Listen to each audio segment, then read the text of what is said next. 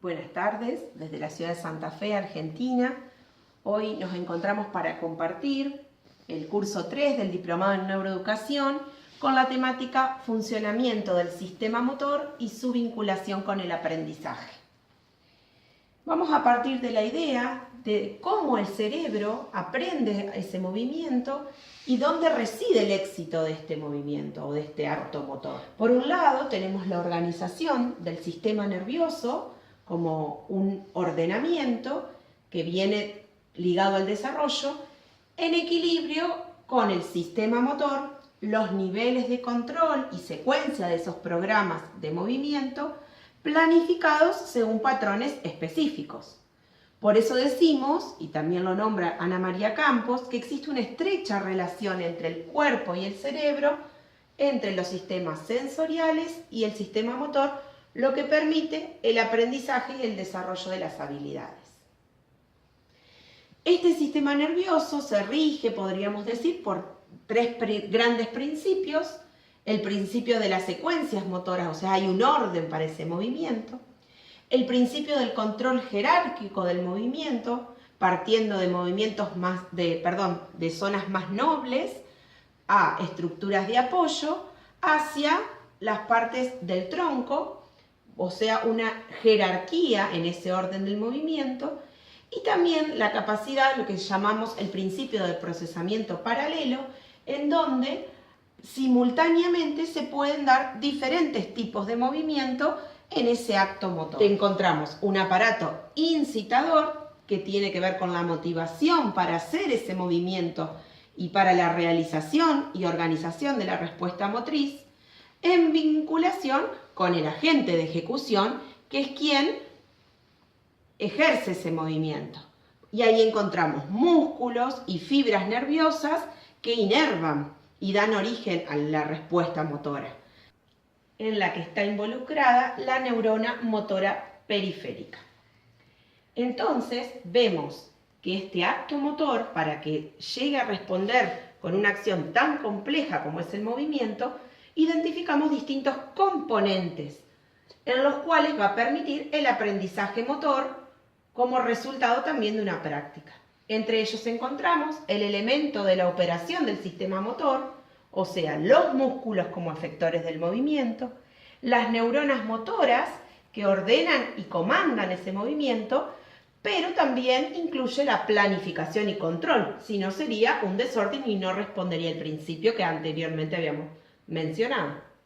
Por otro lado, un segundo componente, el proceso de organización neurológica, donde es clara la interacción entre el cerebro y el cuerpo para crear ese movimiento, porque si esa respuesta no se organiza previamente, no hay un movimiento adecuado. Un tercer componente, el aprendizaje y desarrollo motor, en donde existen tres categorías de movimientos: los actos reflejos, como quitar un dedo si me estoy quemando, patrones motores rítmicos, como masticar, y movimientos voluntarios. En estos últimos dos tipos de movimientos vemos claramente la necesidad de aprendizaje. Un cuarto componente, las habilidades motoras y patrones, relacionado al componente anterior, donde perfeccionamos ese movimiento. Y luego pasamos a un quinto componente íntimamente relacionado al perfeccionamiento, que es tener la técnica adecuada para ese movimiento.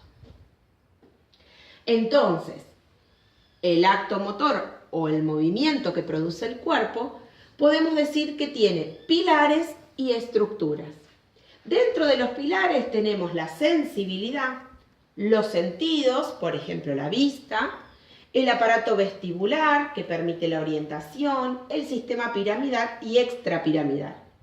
Unido a esto como pilar, encontramos esas estructuras del cerebro donde van desde la médula espinal, cerebelo, corteza, ganglios de la base, núcleos del tronco y cápsula interna.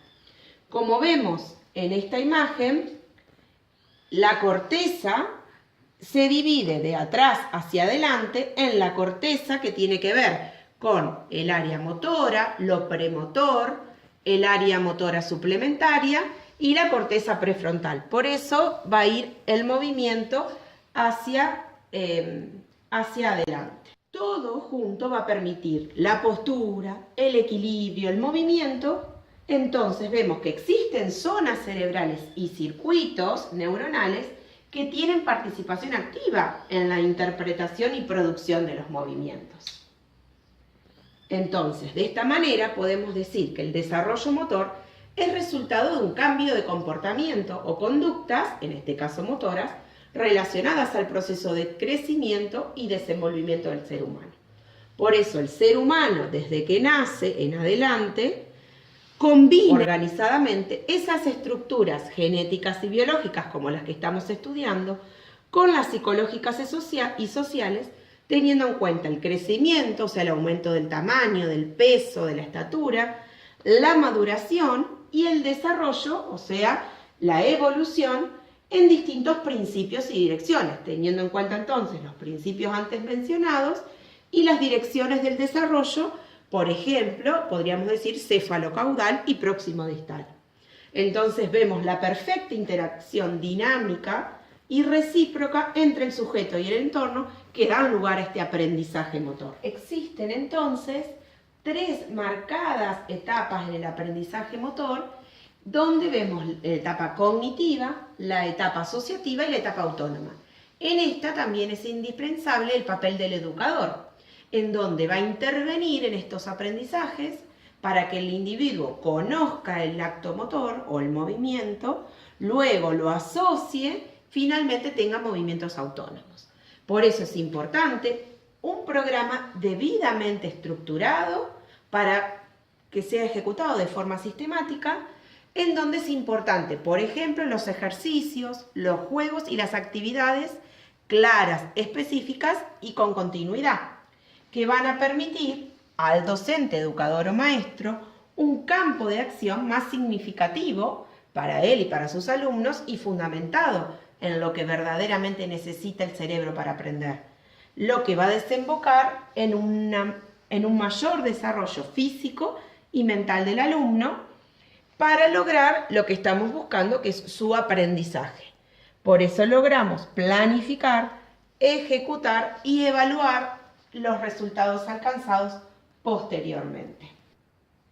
Entonces, no solo para el aprendizaje de lo motor necesitamos organización y estructuras del sujeto, sino también que el educador puede manejar ciertos principios que colaboran y estimulan esta tarea de aprender. Entre ellos encontramos el profesionalismo vinculado a la idoneidad y a la inteligencia emocional que nos va a permitir ser empáticos, la prevención en toda nuestra tarea educativa, ser consistentes en la propuesta, ser observador al mismo tiempo que modelo o utilizar el modelado para las actividades o para el ejercicio motor. Y una de las claves importantes que es el trabajo en equipo, ya que el trabajo interárea, por ejemplo, en la institución educativa, puede permitir favorecer estos aprendizajes. En resumen, como educadores, nuestra postura frente al aprendizaje del movimiento podría sintetizarse en la multiplicidad de oportunidades, en el reforzamiento de la autoestima de los alumnos, la integración sensorial, las propuestas basadas en el desarrollo, la empatía, las prácticas y la evolución para lograr un aprendizaje de los movimientos adecuados. Muchas gracias. Esto ha sido desde la ciudad de Santa Fe la propuesta para tener en cuenta del sistema motor y su vinculación con el aprendizaje.